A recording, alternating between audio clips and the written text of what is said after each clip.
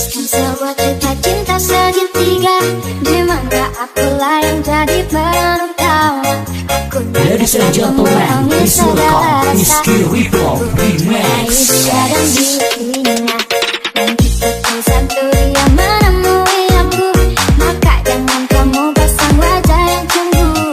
Nanti bila dia datang menemui aku, maka cepat-cepat kamu ngumpet dulu. Dan aku sudah pernah bilang padaku, bukan cuma kamu saja.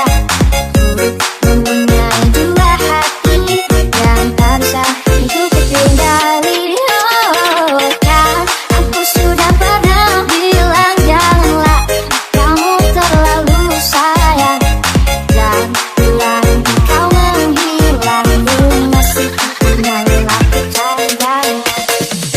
Ladies and gentlemen, please welcome Rizky Rico Remix.